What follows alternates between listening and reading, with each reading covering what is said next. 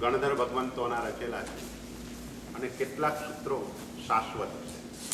શાશ્વત એટલે જેને કોઈએ બનાવ્યા નથી અને જેનો કદાપી નાશ થવાનો નથી.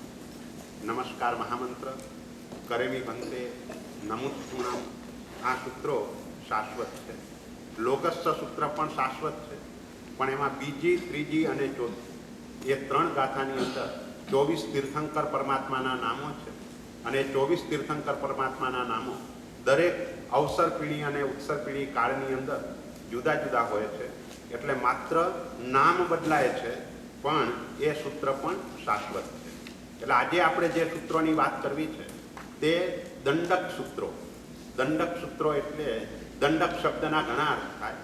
એક તો જેની અંદર આત્મા દંડાય તેને દંડક કહેવાય, પણ એ દંડકની વાત આપણે આજે કરવાની નથી. જે દંડક નામનું પ્રકરણ છે એની અંદર દંડક શબ્દનો અર્થ 24 દંડક, અને એની અંદર આત્મા દંડાયા કરે, પોતાના કર્માનુસાર જુદી જુદી ગતિની અંદર જુદા જુદા દંડકોની અંદર પરિભ્રમણ કરે, તે દંડક, એની વાત નથી કરવી. બીજો એક દંડક જે તમે સામાયિક લો છો તેવા સમયે સામાયિક દંડક ઉચ્ચરાવો જોઈએ એમ કહીને ગુરુ ભગવંતને આપણે જે પ્રાર્થના કરીએ છીએ ત્યાં દંડક શબ્દનો અર્થ પ્રતિજ્ઞા છે. સામાયિકની પ્રતિજ્ઞા ઉચ્ચરાવો, અને આપણે એની પણ વાત નથી કરવી. આપણે જે આજે વાત કરવી છે તે દંડક સૂત્ર એટલે વારંવાર ઉપયોગમાં આવતા આગમના મુખ્ય પાઠ. ફરીથી, દંડક સૂત્ર એટલે વારંવાર ઉપયોગમાં આવતા આગમના મુખ્ય પાઠ. તો વારંવાર ઉપયોગમાં જે સૂત્રો આવી રહ્યા છે એ મુખ્યત્વે 5 સૂત્રો છે. એક નમુત્થુણમ એટલે શક્રસ્તવ, બીજું અરિહંત ચૈયાણમ એટલે ચૈત્યસ્તવ, ત્રીજું લોગસ્સ એટલે નામસ્તવ, ચોથું પુખ્ખરવર એટલે શ્રુતસ્તવ, અને પાંચમું સિદ્ધાણમ ઉદ્દાણમ એટલે સિદ્ધસ્તવ. આ દરેકની પાછળ સ્તવ શબ્દ છે. નમુત્થુણમની અંદર શક્રસ્તવ એટલે ઇન્દ્ર મહારાજા દ્વારા પરમાત્માની સ્તુતિ કરાયેલી છે, માટે શક્રસ્તવ. પણ ઇન્દ્ર મહારાજાએ આ સૂત્રની રચના કરી નથી. આ સૂત્ર પણ અનાદિકાલીન છે, શાશ્વત છે. એ સૂત્ર કાયમ માટે રહેવાનું છે. પણ ઇન્દ્ર મહારાજા જ્યારે પરમાત્મા માતાના ગર્ભમાં પધારે કે તેવા સમયે પરમાત્માની સ્તવના કરે છે, માટે એનું નામ છે શક્રસ્તવ. બીજું ચૈત્યસ્તવ, જે અરિહંત ચૈયાણમ સૂત્ર આપણે બોલીએ છીએ, જેમાં ચૈત્ય શબ્દના 2 અર્થ થાય. એક ચૈત્ય એટલે જીન પ્રતિમા અને બીજો અર્થ જીન મંદિર. આ 2 અર્થ થાય. તો એમાં જીન મંદિરની અંદર જે જીન પ્રતિમા છે એની આરાધના માટે આપણે કાયોત્સર્ગ કરી રહ્યા છીએ, અને એ કાયોત્સર્ગ દ્વારા આપણે કેવો લાભ મેળવવો છે એનું વર્ણન એ સૂત્રની અંદર છે. એટલે એનું નામ છે ચૈત્યસ્તવ. લોગસ્થ સૂત્ર કે જેનું 24 તીર્થંકર પરમાત્માની નામપૂર્વક સ્તુતિ કરાયેલી છે, કારણ કે 4 નિક્ષેપા એટલા જ મહત્વના છે. સકલારથ સૂત્રમાં આપણે બોલીએ છીએ નામાકૃતિ દ્રવ્ય ભાવૈ પુનત સ્ત્રી જગજ્જનમ. એટલે અરિહંત પરમાત્મા નામ, સ્થાપના, દ્રવ્ય અને ભાવ 4 નિક્ષેપા વડે કરીને 3 જગતને પવિત્ર કરનારા છે. તો નામ નિક્ષેપાનું સૂત્ર એટલે લોગસ્થ સૂત્ર, સ્થાપના નિક્ષેપાનું સૂત્ર એટલે અરિહંત ચૈયાણમ સૂત્ર, દ્રવ્ય નિક્ષેપાનું સૂત્ર એટલે નમુત્થુણમની છેલ્લી ગાથા જે અય્યા સિદ્ધા, અને ભાવ નિક્ષેપાનું સૂત્ર એટલે નમુત્થુણમથી નમો જીણાણમ જી અભયાણમ. ત્યાં સુધી સાક્ષાત જ્યારે પરમાત્મા વિચરતા હોય તેવા સમયે એમની અવસ્થા કેવી હોય એનું વર્ણન ત્યાં કરેલું છે. એટલે માત્ર પરમાત્મા હાજર હોય તે સમયે જ આપણા ઉપર ઉપકાર કરે એ વાત નથી, પણ પરમાત્માની ગેરહાજરીની અંદર પરમાત્માનું નામ પણ એટલો જ ઉપકાર કરે કે જેટલું. અને પરમાત્માનો ભાવ નિક્ષેપો જે કહીએ એ તો બહુ લિમિટેડ ટાઈમનો છે. પરમાત્મા મહાવીર દેવ એનો ભાવ નિક્ષેપ કેવો હોય તો કેટલો કહેવાય. 30 વર્ષે તો ચારિત્ર ગ્રહણ કર્યું, 12.5 વર્ષ સાધના કરી, 42 વર્ષ પછી કેવલ જ્ઞાન પ્રાપ્ત થયું. અને જ્યારે કેવલ જ્ઞાન પ્રાપ્ત થયું ત્યારે ભાવ નિક્ષેપ, અને ક્યાં સુધી તો જ્યાં સુધી નિર્વાણ ન થયું ત્યાં સુધી. એટલે પૂરા 30 વર્ષ પણ નહીં, ટોટલ આયુષ્ય 72 યર્સ, એની અંદરથી એ 42.5 તો નીકળી ગયા. એટલે માત્ર 29 વર્ષ, બસ આટલા વર્ષો સુધી જ એ ભાવ નિક્ષેપે ઉપકાર કર્યો. જ્યારે નામ નિક્ષેપે 3-3-24 સુધી દરેક અરિહંત પરમાત્મા ઉપકાર કરે. એટલે ભાવ નિક્ષેપાનો ઉપકારનો કાળ બહુ ઓછો, નામ નિક્ષેપાનો ઉપકારનો કાળ 3-3-24. કેટલીક વખત ભાવ નિક્ષેપા કરતાં પણ નામ નિક્ષેપો વધારે કામ કરી જાય.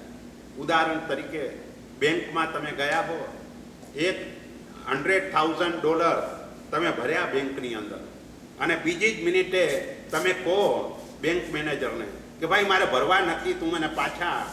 તો એ શું કહેશે કે ભાઈ તને પાછા ચોક્કસ આપું, પણ તું ચેક ઉપર સિગ્નેચર કરીને આપ, ત્યાર પછી તને પાછા મળે. અને એમાં તારે આવવાની જરૂર નથી, જે પણ આવશે તારી સિગ્નેચર હશે એને અમે આપી દઈશું. એટલે હવે કિંમત કોની વધારે, આપણી વધારે કે આપણા નામની કિંમત વધારે? એટલે નામ નિક્ષેપો જો એ ન હોય તો દુનિયાની કેટલાય દેશોની અંદર આપણી પેઢી ચાલે છે, એ ન ચાલી શકે. માત્ર ભાવ નિક્ષેપે જ કામ થઈ શકતું હોય તો નામ નિક્ષેપાથી જે આજે કામ થઈ રહ્યું છે તે ન થાય.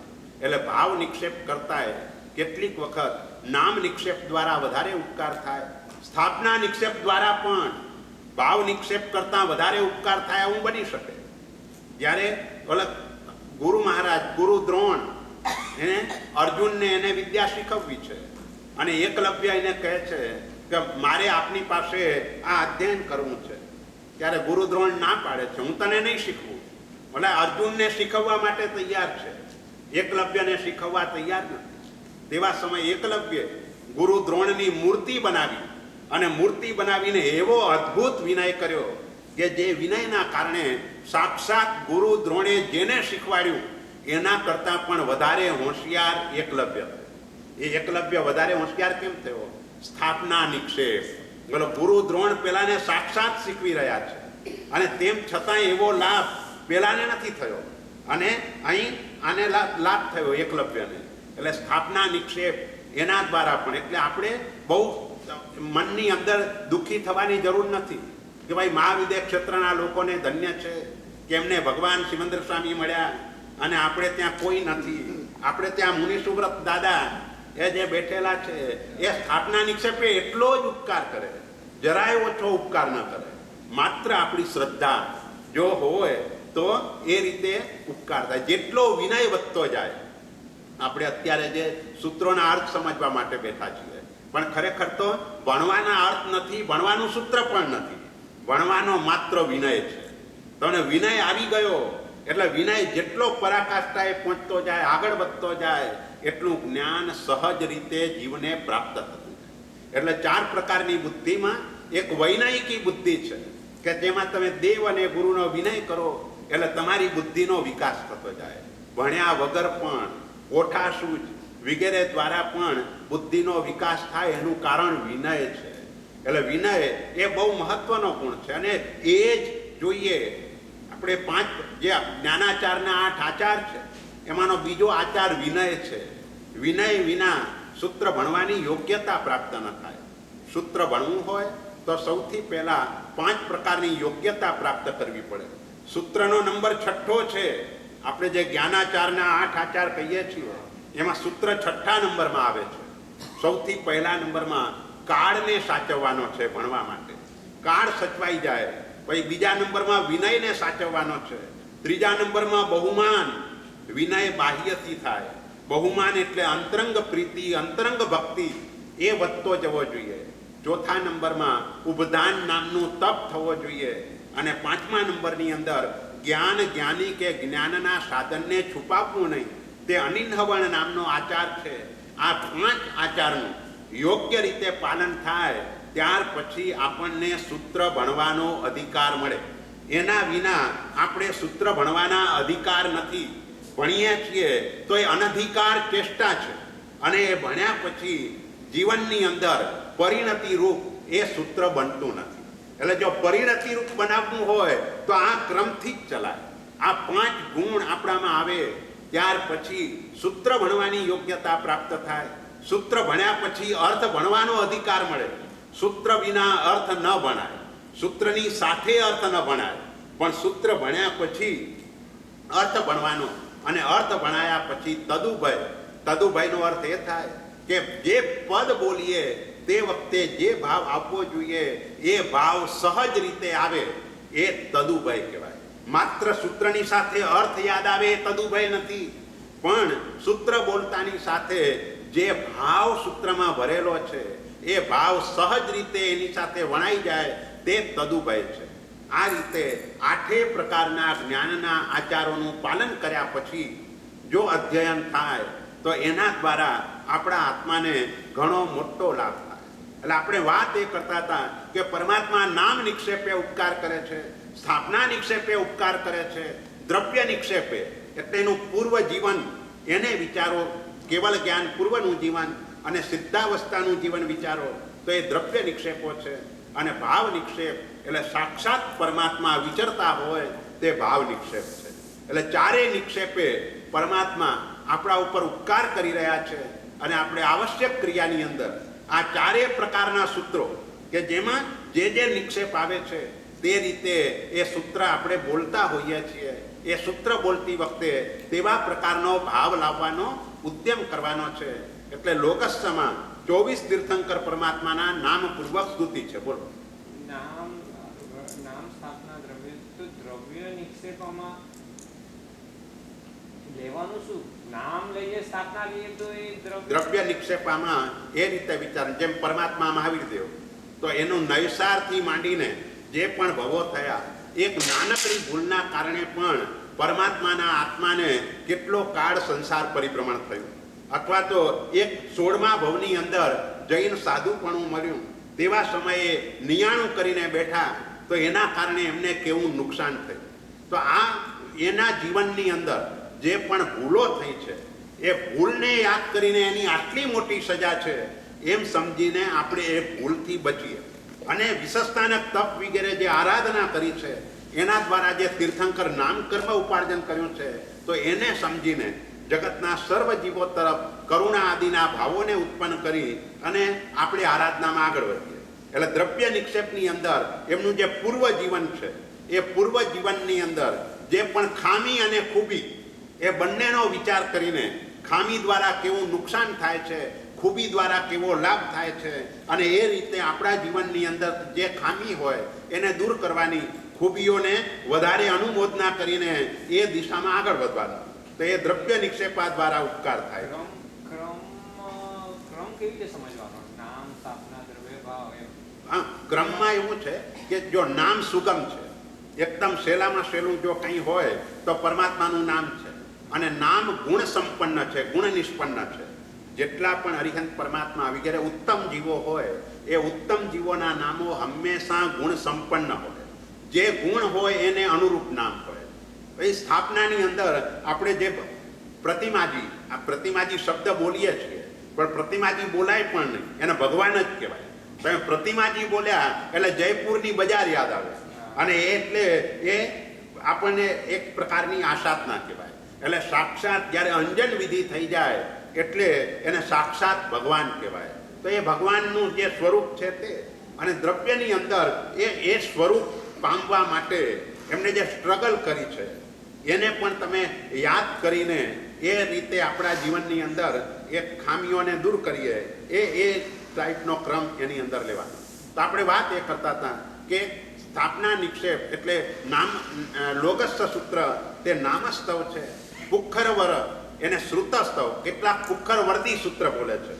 પુખ્ખરવર્તી ન બોલાય, જેમ સંસાર દાવા સૂત્ર ન બોલાય. ઘણા લોકો કે સંસાર દાવા, સંસાર ઉપર દાવો માંડવાનો નથી, એટલે સંસાર દાવાનલ સૂત્ર કહેવાય. આખું જે સૂત્ર છે સંસાર દાવાનલ. તો એવી રીતે અહીં પુખ્ખરવર્તી નહીં પણ પુખ્ખરવર, કારણ કે દી શબ્દ દીવની સાથે જોડાયેલો છે. દીવ એટલે દ્વીપ, એની સાથે જોડાયેલો છે. એટલે પુષ્કરવર એ રીતે પુખ્ખરવર સૂત્ર. તેમાં શ્રુત જ્ઞાનની મુખ્યપણે સ્તુતિ છે. મુખ્યપણે એટલા માટે કે પહેલી ગાથાની અંદર 20 વિહરમાન જીનને વંદના છે, અને બીજી, ત્રીજી અને ચોથી ગાથામાં શ્રુત જ્ઞાનની સ્તુતિ છે. એટલે શ્રુતની સ્તુતિ હોવાના કારણે એને શ્રુતસ્તવ કહેવાય છે. અને સિદ્ધાણમ બુદ્ધાણમ એની અંદર મુખ્યપણે સિદ્ધ પરમાત્માની સ્તુતિ છે, માટે એનું નામ સિદ્ધસ્તવ છે. આ જે 5 સૂત્રો છે એ 5 સૂત્રની અંદર 12 અધિકાર છે. 12 અધિકાર એટલે વિષય. અધિકાર શબ્દનો અર્થ વિષય. 12 વિષયો જુદા જુદા આ 5 સૂત્રમાં બતાવ્યા છે. નમુત્થુણમ, એમાં નમુત્થુણમથી નમો જીણાણમ જીય ભયાણમ એનો વિષય ભાવજીન. છેલ્લી ગાથા એનો વિષય દ્રવ્યજીન, એટલે 2 અધિકાર થયા. ભાઈ ત્રીજો અધિકાર અરિહંત ચૈયાણમ, એટલે એક ચૈત્યના સ્થાપનાજીન, એક જીન મંદિર એની અંદર જે પરમાત્મા બિરાજમાન છે એને વંદના થઈ રહી છે, એટલે એક ચૈત્યના સ્થાપનાજી.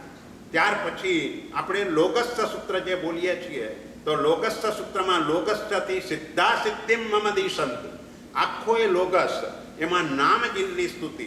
પણ જ્યારે લોગસ્થ દેવવંદન સૂત્રમાં બોલાય ત્યારે તરત જ સબ્બલોએ અરિહંત ચૈયાણમ, એટલે સબ્બલોએ અરિહંચિયાણમ આવી ગયું. સબ્બલોએ 4 અક્ષર વધારાના છે, એક શબ્દ વધારાનો છે, પણ એક શબ્દ દ્વારા લાભ કેટલો મોટો છે તો કે ત્રણેય લોકના સ્થાપનાજીને સબ્બલોએ ઉર્ધ્વ અધો અને તીર્છા, ત્રણેય લોકની અંદર શાશ્વતા કે અશાશ્વતા જેટલા પણ ભગવાન છે એ બધા જ ભગવાનને આપણે નમસ્કાર કરી રહ્યા છીએ. એટલે એમનો 3 લોકના સ્થાપનાજીન, એટલે નમુત્થુણમમાં 2 અધિકાર થયા, ભાવજીન અને દ્રવ્યજીન. ત્યાર પછી અરિહંત ચૈયાણમમાં એક જ અધિકાર થયો, સ્થાપનાજીન. ત્યાર પછી જે આપણે લોગસ્થ સૂત્રમાં 2 અધિકાર થયા, એક નામજીન અને બીજો 3 લોકના સ્થાપનાજીન. ત્યાર પછી પુખ્ખરવર સૂત્ર, એમાં 2 અધિકાર. પહેલી ગાથામાં વિહરમાનજીનને વંદના, અને બીજી, ત્રીજી અને ચોથી ગાથામાં શ્રુત જ્ઞાનને નમસ્કાર. અને સિદ્ધાણમ બુદ્ધાણમ એમાં 5 અધિકાર છે, જુદા જુદા 5 વિષયો છે. પહેલી ગાથાની અંદર સર્વ સિદ્ધ પરમાત્માની સ્તુતિ છે, બીજી અને ત્રીજી ગાથાની અંદર પરમાત્મા મહાવીરદેવની સ્તુતિ છે, ચોથી ગાથામાં ગિરનાર તીર્થ ઉપર રહેલા નેમિનાથ પ્રભુની સ્તુતિ છે, 5મી ગાથામાં અષ્ટાપદ વગેરે મહાતીર્થોની, માત્ર અષ્ટાપદ નહીં પણ બીજા અનેક તીર્થો એ કઈ રીતે છે આપણે બધી વાત કરવાના છીએ. તો એ રીતે અનેક તીર્થોની સ્તુતિ છે. અને વેયાવચ્ચ ગરાણમ એમાં સમ્યક દ્રષ્ટિ દેવોનું સ્મરણ છે. એટલે 12 અધિકારમાંથી 11 અધિકારમાં વંદન છે, નમસ્કાર છે, 12મા અધિકારમાં વંદન નથી. વેયાવચ્ચ ગરાણમ એમાં વંદન નથી, એમાં માત્ર સ્મરણ છે. સમ્યક દ્રષ્ટિ દેવનું સ્મરણ છે. અને માટે જ એ સૂત્ર બોલ્યા પછી આપણે વંદનવત્તિયાએ પદ બોલતા નથી. પુખ્ખરવર પછી સ્વસ્થ ભગવો ક્રમિકાવસગમ વંદનવત્તિયાએ, લોગસ્થ પછી સબ્બલોએ અરિહંત ચૈયાણમ ક્રમિકાવસગમ વંદનવત્તિયાએ, નમુત્થુણમ પછી અરિહંત ચૈયાણમ ક્રમિકાવસગમ વંદનવત્તિયાએ. આ બધામાં વંદનવત્તિયાએ આવે, પણ જ્યાં દેવ દેવીની વાત આવે ત્યાં ક્યાંય વંદનવત્તિયાએ ન હોય. જ્યારે પ્રતિક્રમણમાં તમે સ્વદેવ્યાએ ક્રમિકાવસગમ બોલો તો પણ પછી અન્નથ, ખિત્ત દેવ્યાએ ક્રમિકાવસગમ અન્નથ, ભવણ દેવ્યાએ ક્રમિકાવસગમ અન્નથ, વંદનવત્તિયાએ નહીં. કારણ કે સમ્યક દ્રષ્ટિ દેવોને પણ વંદન નહીં, માત્ર ને માત્ર એનું સ્મરણ કરવાનું છે. અને એનું સ્મરણ પણ એટલા માટે કે આપણને ધર્મ આરાધનાની અંદર કોઈ પણ પ્રકારના વિઘ્નો ના આવે, અને કદાચ કોઈ વિઘ્ન આપ કરે તો પણ એ વિઘ્નોને દૂર કરે. એટલા માટે સમ્યક દ્રષ્ટિ દેવોનું સ્મરણ કરવાનું છે. કોઈને આચાર્ય પદ પ્રદાન થાય છે તો એ આચાર્ય ભગવંતો પણ પછી માણીભદ્ર આદિને ધર્મલાભ આપવા માટે જાય છે. એ ધર્મલાભ આપવા જવાનું પણ કારણ આ જ છે કે ભાઈ સમ્યક એનો જે સૂર્યમંત્ર છે એ સૂર્યમંત્રની અંદર પણ એ દેવદેવીઓનું સ્મરણ છે. જખરાય ગણિપીડગા, ગણિપીટક વગેરે જે પણ છે એ બધાનું વાણી તિહુવણ સામિણી શ્રીદેવી જખરાય ગણિપીડગા, આ બધા જ એ એમનો જે સૂર્યમંત્ર છે એની અંદર ગોઠવાયેલા હોય છે. પણ એનું માત્ર સ્મરણ કરવાનું છે. કારણ કે આચાર્ય ભગવંતોને જીન શાસનની પ્રભાવના કરવાની છે, અને જીન શાસનની પ્રભાવના માટે અતિશય પુણ્ય જરૂરી છે. અને એ પુણ્યને પામવા માટે આ સમ્યક દ્રષ્ટિ દેવોનું સ્મરણ, કે જેથી કરીને શાસનના સર્વ કાર્યોની અંદર તેઓ તેમને સહાય કરે, વિઘ્નોને દૂર કરે, એટલા માટે તે સ્મરણ હોય છે. તો આ રીતે 12 અધિકારની સામાન્યથી વાત કરી. હવે વિશેષમાં નમુત્થુણમ સૂત્ર સૌથી પહેલો છે, પણ એની મારે વાત નથી કરવી. અને ન કરવાનું કારણ એટલું જ છે કે તમારે ત્યાં ચંદ્રકાંતભાઈની શિબિર છે. નમુત્થુણમ સૂત્ર માટે એ તમારો સ્વાધ્યાય થવાનો જ છે. એટલે મારે અહીં નમુત્થુણમ સૂત્ર માટેની બહુ વાત કરવી નથી. ત્યાર પછીનું જે બીજું સૂત્ર છે તે અરિહંત ચૈયાણમ સૂત્ર, અને તે સ્થાપનાનિક છે. સૌથી પહેલા તો શું કહીએ છીએ અરિહંત ચેયાણમ કરેમી કાઉસ્સકમ. એક પ્રશ્ન ખાલી પૂછી લઉં ને હું. આપે કીધું કે જી અભયનામ સુધી એક હતું. ભાવજી. ભાવજીની વંદના અને પછી છેલ્લી ગાથામાં દ્રવ્યજી. દ્રવ્યજીની. પણ જે વચ્ચે આવે છે શિવમય મર્વ મળતમ એ મોક્ષનું સ્વરૂપ છે. મોક્ષનું પણ એ વચ્ચે એટલે એ મોક્ષની અંદર જે અરિહંત પરમાત્મા જે મોક્ષમાં પહોંચે છે એ મોક્ષ કેવો છે એનું વર્ણન એ સંપદાની અંદર કરેલું છે. ના, એ દ્રવ્યજીન કરતાં પણ અહીં ભાવજીનમાં લેવાનું કારણ એ છે કે અરિહંત પરમાત્મા જે સાધના કરી રહ્યા છે એ સાધનાના કારણે એમને જે પ્રાપ્ત થવાનું છે એનું સ્વરૂપ છે. એટલે દ્રવ્યજીનમાં તો પછી છે અને આગળ જે વાત કરવી છે છેલ્લી ગાથામાં એ વાત કરવી છે કે જે સિદ્ધ થયા છે એ એટલી માત્ર વાત નથી કરવી. જે અરિહંત થઈને સિદ્ધ થયા છે એને મારા નમસ્કાર થાવ એવી વાત કરવી છે. જે માત્ર સિદ્ધની જે વાત છે એ બીજા અધિકારમાં છે.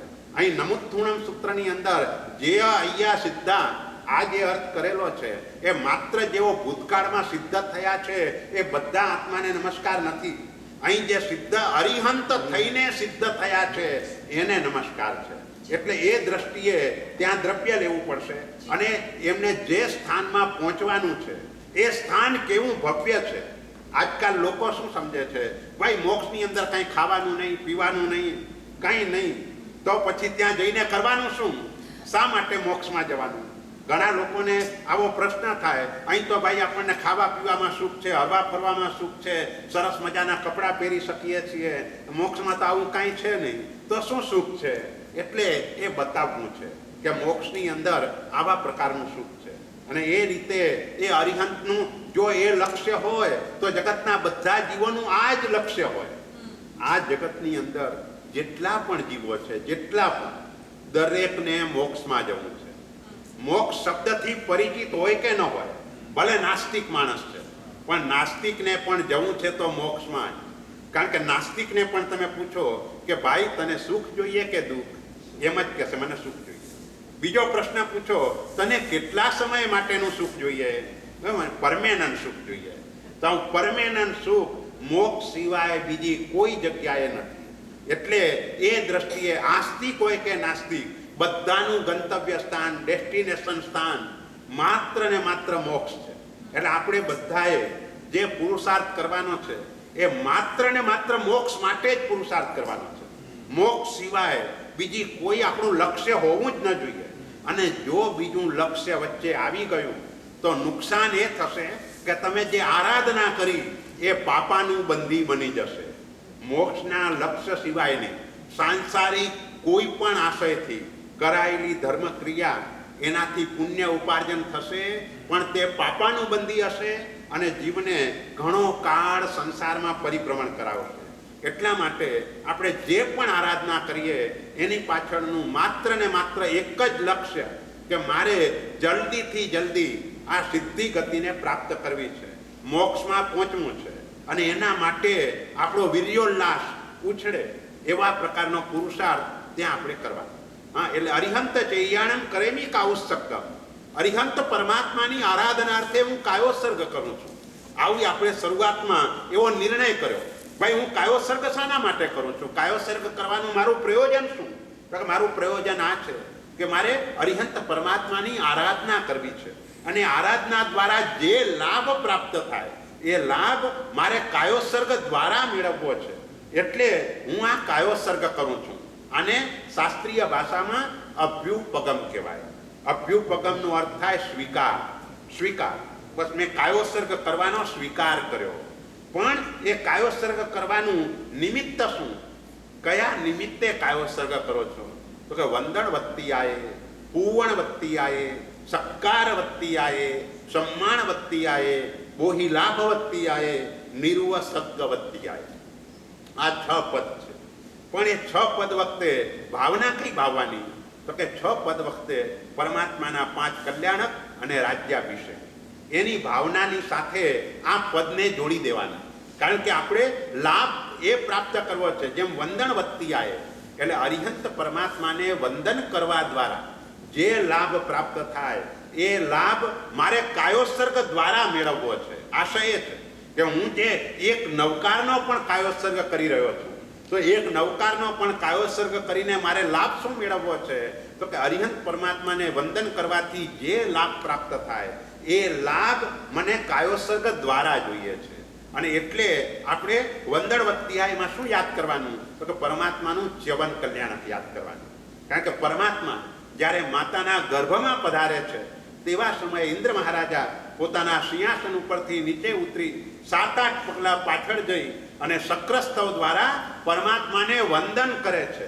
એટલે વંદનવત્તિયાએ એ પદની ભાવના વખતે એ પદ જ્યારે બોલાતું હોય ત્યારે પરમાત્માનું ચ્યવન કલ્યાણક નજર સામે આવે. પરમાત્માના 5 કલ્યાણક એટલે શું? 5 કલ્યાણક એટલે 5 પ્રકારના કારાવાસમાંથી કાયમના માટે મુક્તિ. એ પરમાત્માના 5 કલ્યાણક. જેમ પરમાત્માનું ચ્યવન કલ્યાણક એટલે શું? તો કે 3 ગતિના કારાવાસમાંથી કાયમના માટે છુટકારો. એનું નામ પરમાત્માનું ચ્યવન કલ્યાણક. કારણ કે હવે કદાપી દેવ, નરક, તિર્યંચ એમાં ક્યારે જવાના જ નથી. એટલે 3 ગતિના કારાવાસમાંથી કાયમના માટે છુટકારો એ પરમાત્માનું ચ્યવન કલ્યાણક. પરમાત્માનું જન્મ કલ્યાણક એટલે શું? તો કે ગર્ભાવસ્થાના કારાવાસમાંથી કાયમના માટે છુટકારો. હવે ક્યારે પણ ગર્ભના દુઃખને સહન કરવાનું આવવાનું નથી. છેલ્લી વખતે 9 મહિના માતાના ગર્ભની અંદર રહ્યા, હવે ક્યારે એ દુઃખો એમને સહન નહીં કરવા પડે. એટલે ગર્ભાવસ્થાના કારાવાસમાંથી કાયમના માટે છુટકારો એ પરમાત્માનું જન્મ કલ્યાણક. પરમાત્માનું દીક્ષા કલ્યાણક એટલે ગૃહસ્થાવસ્થા રૂપી કારાવાસમાંથી કાયમના માટે છુટકારો. કારણ કે ગૃહસ્થ અવસ્થા એવી છે કે એની અંદર તમારે હિંસા આદિ કર્યા વિના ચાલે તેમ જ નથી. અને એના દ્વારા જે સતત કર્મનો આશ્રવ થઈ રહ્યો છે એમાંથી હવે એમને કાયમના માટે મુક્તિ મળે છે. એટલે ક્યારેય હવે ગૃહસ્થાશ્રમમાં આવવાના નથી. એટલે એ કારાવાસમાંથી એમનો કાયમના માટે છુટકારો છે. કેવળ જ્ઞાન કલ્યાણક એટલે અજ્ઞાન અવસ્થા રૂપી કારાવાસમાંથી કાયમના માટે છુટકારો. પૂર્ણ જ્ઞાન એટલે અજ્ઞાન અવસ્થામાંથી છુટકારો થઈ ગયો. અને નિર્વાણ કલ્યાણક એટલે સંસારના કારાવાસમાંથી કાયમના માટે છુટકારો. આપણે અરિહંત પરમાત્માને પણ સંસારી કહીએ છીએ કારણ કે હજુ એમનો મોક્ષ નથી થયો. હજુ 4 અઘાતી કર્મો એમને બાકી છે. એટલે એ પણ સંસારી છે. તો આ સંસારની અવસ્થામાંથી કાયમના માટે એ કારાવાસ છે, એ જેલ છે. એ જેલમાંથી કાયમના માટેનો છુટકારો એ પરમાત્માનું નિર્વાણ કલ્યાણક છે. એટલે 5 કલ્યાણકોની આપણે આરાધના કરવાની છે. એટલે તો આપણે બધા કલ્યાણકની આટલી આરાધના કરીએ છીએ. તો એ કલ્યાણકની આરાધના કરવા દ્વારા એક વંદનવત્તિયાએ પદ બોલાય ત્યારે વિચારવાનું કે પરમાત્મા દેવલોકમાંથી માતાના ગર્ભની અંદર પધાર્યા છે. માતા 14 સ્વપ્ન જોઈને જાગૃત થઈ રહ્યા છે. એ બધી ભાવના વંદનવત્તિયાએ પદ એની સાથે સંકળાયેલી છે. પુવણવત્તિયાએ આ પદ બોલાતાની સાથે પરમાત્માનું જન્મ કલ્યાણ, પરમાત્માનો જન્મ થયો.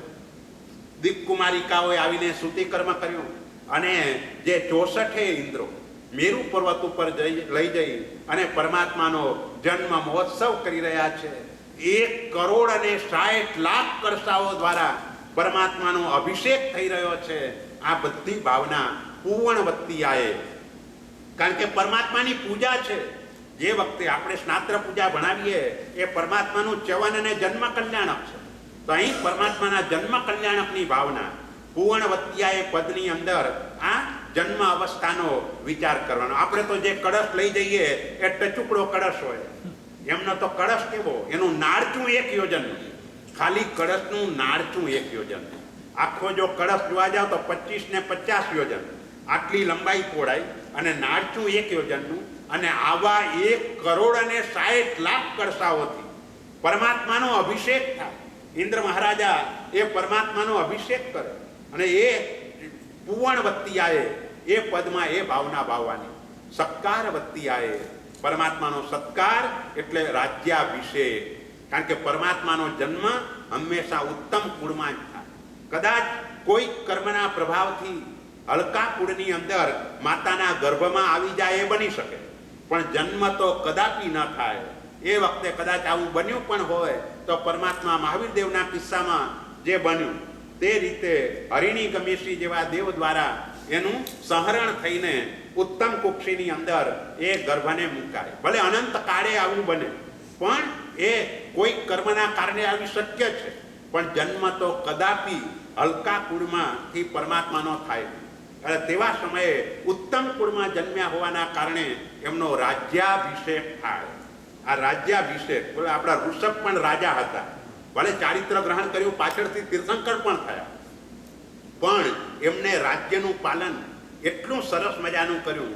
અને એટલું જ નહીં, ધર્મ તીર્થની જે સ્થાપના કરી, એ ધર્મ તીર્થની સ્થાપનાનો શું પ્રભાવ હશે કે એમના પછી અજીતનાથ ભગવાન સુધી અસંખ્ય રાજાઓ થયા. ઋષભ રાજા પછી અસંખ્ય રાજા. અને આશ્ચર્ય એ છે કે દરેક રાજાએ ચારિત્ર ગ્રહણ કર્યું અને હજુ એનાથી આગળ વધીને 99.99% રાજાઓ મોક્ષે ગયા. માત્ર 0.1% જે બચ્યા એ અનુત્તરમાં ગયા. અનુત્તરથી નીચે કોઈ ગયું નથી. 12 દેવલોક સુધી કોઈ ગયું નથી. નવગ્રહમાં કોઈ ગયું નથી. કોઈ મનુષ્ય કે બીજા કોઈ ભવોમાં પણ ગયા નથી. ડાયરેક્ટ ત્યાંથી આવી મનુષ્યમાં આવી અને સીધા મોક્ષ. બોલા આ ઋષભદેવ પરમાત્મા તે વખતે રાજ્યનું પાલન કેટલું સરસ રીતે થતું હશે. આજે તો રાજેશ્વરી તે નરકેશ્વરી. આજે એમ કહેવાય કે જે રાજાઓ છે એ મોટા ભાગે પ્રજાના પૈસા વગેરે એ રીતે લઈ જાય કે એના કારણે એને મોટા ભાગે દુર્ગતિમાં જવાનું આવે. તો આ રીતે આ પરમાત્મા મહાવીર દેવ કહો કે કોઈ પણ તીર્થંકર પરમાત્મા કહો, એ રાજ્ય અવસ્થા એમની આપણે ભાવવાની પણ હોય છે. આપણે જ્યારે જૈન મંદિર પરમાત્માની પૂજા કરવા જઈએ છીએ ત્યારે આપણું મિસિંગ આ છે. 10 ત્રિકની અંદર મોટા ભાગે લોકો જે ત્રિકની ભાવના નથી ભાવતા આજના દિવસે, તે 3 પ્રકારની અવસ્થા, એનો વિચાર નથી કરતા.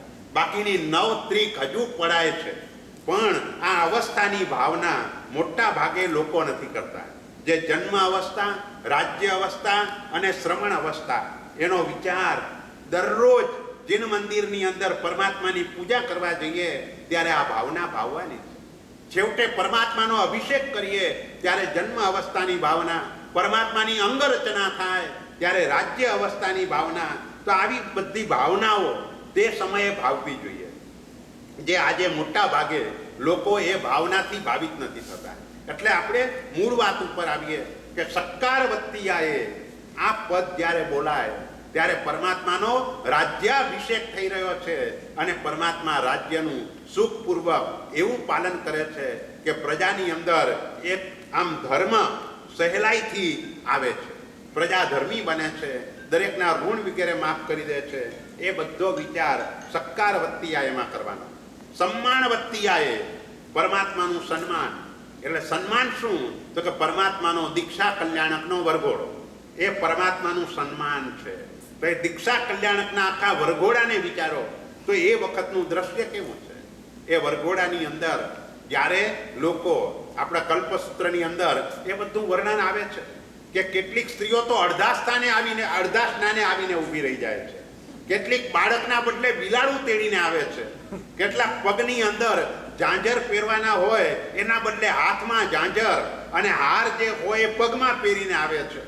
આટલું ભાન ભૂલી જાય છે જ્યારે પરમાત્માનો દીક્ષા કલ્યાણકનો વરઘોડો નીકળે તેવા સમયે. અને તેમ છતાંય બધા એકબીજા તરફ નજર કરે તોય કોઈને મનમાં ક્યાંય દુર્ભાવ નથી થતો, કોઈને ક્યાંય મશ્કરી કરવાનું મન નથી થતું.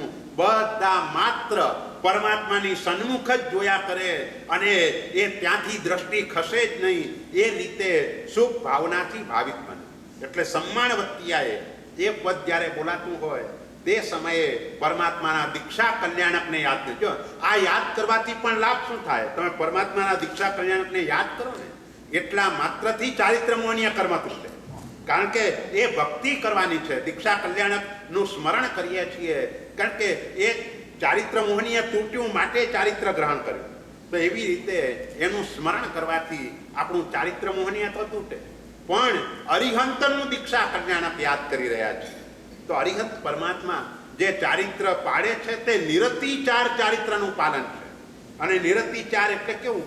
જેમ પૃથ્વી કરતાંય વધારે સહનશીલતા એનામાં હોય. આપણે અરિહંત વંદનાવલીની અંદર આ ઘણું બધું બોલીએ છીએ પરમાત્માના ગુણોના વર્ણનની અંદર તો એ રીતે આપણને બીજા જન્મની અંદર નિરતિચાર ચારિત્ર પાળી શકાય એવું જબરજસ્ત વીર્ય પ્રાપ્ત થાય છે. પરમાત્માને દીક્ષા કલ્યાણકની ભાવનાથી આ એક મોટો લાભ છે. એટલે જેને ચારિત્ર ઉદયમાં નથી આવતું કે ચારિત્રની તીવ્ર ભાવના છે પણ સ્વીકારી નથી શકાતું, તો એને આ દીક્ષા કલ્યાણકની ભાવનામાં સતત રમણતા કરવી જોઈએ. તો એનાથી એ ઉદયમાં તો આવે પણ ઉત્તમ ગુરુ મળે. અને એ ઉત્તમ ગુરુ આપણી પાસે સારણા, વારણા, ચોયણા, પડી ચોયણા એ રીતે વિશિષ્ટ રીતે આપણને આરાધના કરાવે, આપણું મુક્તિ ગમન જલ્દી થાય. તો એ રીતે આ દીક્ષા કલ્યાણકની ભાવના બોહિલાભ વધતી આવે એટલે સમ્યક દર્શન. બોહિલાભ એટલે સમ્યક દર્શન, એની પ્રાપ્તિ. તો સમ્યક દર્શનમાં પરમાત્મા ક્યારે કારણ બને? તો કે મોટા ભાગે જ્યારે કેવળ જ્ઞાન પ્રાપ્ત થાય ત્યાર પછી ધર્મનો ઉપદેશ આપે. જ્યાં સુધી કેવળ જ્ઞાન પ્રાપ્ત નથી થતું ત્યાં સુધી અરિહંત પરમાત્મા સંપૂર્ણ મૌન છે. દીક્ષા લીધા પછી પરમાત્મા મહાવીર દેવ પૂજ્ય ચંડકોશિયા બોલ્યા એ અપવાદ છે. ભાઈ કોઈ અરિહંત પરમાત્મા એક પણ શબ્દ બોલતા નથી. જ્યારે પણ કેવળ જ્ઞાન થાય ત્યાર પછી જ ધર્મ દેશનાની શરૂઆત કરે. અને આશ્ચર્ય એ છે કે જેવી ધર્મ દેશનાની શરૂઆત થાય એની સાથે કેટલાય આત્માઓ સર્વવૃત્તિ સ્વીકારવા તૈયાર થઈ જાય. પણ આપણે તો કેટલી વખત ધર્મ સાંભળીએ છીએ પણ આપણને કંઈ અસર થતી નથી. અને ભગવાન પાસે પહેલી જ વખત સાંભળવા આવેલા હજારો લોકો ચારિત્રને ગ્રહણ કરે છે. પરમાત્મા મહાવીર દેવને વૈશાખ સુધી દસમના દિવસે કેવલ જ્ઞાન થયું. વૈશાખ સુધી 11ના દિવસે જ્યારે એમને ઉપદેશ આપ્યો તો એકી સાથે 4411 બ્રાહ્મણો દીક્ષા લેવા તૈયાર થઈ ગયા. પણ માત્ર એક જ ઉપદેશ, એક જ દેશના, એક દેશના. અને આ દીક્ષા એટલે દ્રવ્ય દીક્ષા નથી. આ ચારિત્ર એટલે ભાવ ચારિત્ર છે. 6ઠ્ઠા અને 7મા ગુણસ્થાનકની ભૂમિકાનું ચારિત્ર છે. આ ચારિત્ર એટલે એવું નથી મિથ્યાત્વ અવસ્થામાં ચારિત્ર ગ્રહણ કરી રહ્યા છે. ભાવ ચારિત્ર. જો ભાવ ચારિત્રમાં પુરુષો આટલા ગ્રહણ કરે તો બહેનો કેટલા હોય? તો એ દ્રષ્ટિએ વિચારો. જો સાધુ પણ આટલા લોકો સ્વીકારે તો શ્રાવક પણ સ્વીકારનારો વર્ગ કેટલો મોટો હોય? સૌથી પહેલા તો અરિહંત પરમાત્મા સર્વવૃત્તિનો જ ઉપદેશ આપે. આપણી દુકાને પણ કોઈ ગ્રાહક આવે તો આપણે સૌથી પહેલા સારો માલ હોય એ જ બતાવીએ, બીજો માલ પછી બતાવવાનો. પછી અરિહંત પરમાત્મા કહે કે ભાઈ હવે તમારાથી જો સર્વવૃત્તિ સ્વીકારી શકાય તેવી જ નથી તો પછી આ પણ માર્ગ છે. દ્વિધ ધર્મ જેને ઉપદેશ્યો, પેલો સર્વવૃત્તિ ધર્મ અને પછી દેશવૃત્તિ ધર્મની વાત કરી. તો એ દેશવૃત્તિ ધર્મ પણ કેટલા બધા સ્વીકારે અને એ પણ બધા ઓરિજિનલ 5મા ગુણસ્થાનક વાળા, એટલે સમ્યક દર્શન સાથેના. તો સમ્યક દર્શન તો કેટલા બધા જીવોને પ્રાપ્ત થાય. એટલે બોહિલાભ વધતી આવે. પરમાત્માનું જે કેવળ જ્ઞાન કલ્યાણક છે એ કેવળ જ્ઞાન કલ્યાણક દ્વારા કેટલાય આત્માઓ સમ્યક દર્શન ગુણની પ્રાપ્તિ કરે છે. અને સમ્યક દર્શન એ તો બીજ છે. તમે વિચાર કરો, આપણે એકમાત્ર ચૈત્યવંદન કરીએ છીએ તો એમાં કેટલી વખત સમ્યક દર્શનને યાદ કરીએ છીએ. લોગસ્ય સૂત્રમાં પણ બોલીએ છીએ આરોગ્ય બોહિલાભમ, ત્યાં બોલાય છે. નમુત્થુણમ સૂત્ર એની અંદર પણ બોહિદયાણમ એમ કરીને એને યાદ કરીએ છીએ. ઉવસગ્ગહરમ તાદેવ દિજ્ય બોહિમ, ત્યાં પણ સમ્યક દર્શનને યાદ કર્યું. જય વીરાય સૂત્ર એમાં પણ સમાહિ મરણમ ચ બોહિલાભો અરિહંત ચૈયાણમ બોહિલાભ વત્તિયાએ. માત્ર વિચાર કરો કે આની કેટલી આવશ્યકતા હશે. નહીતર ગણધર ભગવાન તો એકની એક વાત વારંવાર શા માટે કહે? વારંવાર કેમ કહે છે? ભાઈ આની અતિશય આવશ્યકતા છે. આ આવ્યું તો જ બીજ વવાયું. આ બીજ જેણે વાવ્યું એનો જ મોક્ષ થાય. જેના આત્મામાં આ બીજ નથી વવાયું એનો મોક્ષ થવાનો નથી. આ બીજ વાવ્યા પછી અમુક કાળે કોઈક આત્મા અંતર્મૂર્તમાં પહોંચી જાય અને કોઈક આત્મા અનંત કાળ ચક્ર પછી પણ પહોંચે. પણ જે આત્માએ આ બીજ વાવ્યું એનો મોક્ષ નક્કી થાય ને થાય. એટલે આ જન્મની અંદર જે સાધના કરવાની છે તે આ સમ્યક દર્શન ગુણની પ્રાપ્તિની સાધના એ કરવાની છે. આ પ્રાપ્ત થઈ ગયું એટલે આપણું અધ્યાત્મ માર્ગની અંદર વિકાસ શરૂ થઈ જાય. એટલા માટે આની અતિશય આવશ્યકતા છે. એટલે હરિ બોલો. પુરુષાર્થની અપેક્ષાએ ભાવજીનું મહત્વ વધી જાય છે ને કે આટલા ઓછા સમયમાં આટલા બધા લોકો. હા, અપેક્ષા એ બરાબર છે, પણ બીજી દ્રષ્ટિએ કહું, અપેક્ષાએ જ્યારે વિચરતા હોય તેવા સમયે તો સહજ રીતે લોકોને ભાવ આવે, પણ બધાને આવે જેવું નથી. જ્યારે ભગવાન વિચરતા હોય, ભગવાનના જમાઈ એનાથી જુદા પાડે, એટલે બધાને આવે જેવો નિયમ નથી. એ કોને આવે? કે જેના તથા ભવ્યત્વનો પરિપાક થયો હોય એવા જીવો પરમાત્માના સંવત્સરણમાં આવે તો એ પામી જાય. બીજા જીવો પરમાત્માના સંવત્સરણમાં બેસીને દેશના સાંભળનારા એવા સાતમી નરકમાં પણ પહોંચે. એટલે એવું નથી કે ભગવાનના મુખેથી દેશના સાંભળી એટલે આત્મકલ્યાણ થઈ જ ગયું, આવું એકાંતે નથી. આત્મકલ્યાણ કોનું થાય? તો કે જે આત્મા શ્રવણ કર્યા પછી પુરુષાર્થ કરે એનું આત્મકલ્યાણ થાય. એટલે પુરુષાર્થ જ ન કરે તો એનું આત્મકલ્યાણ ન થાય. બોલો.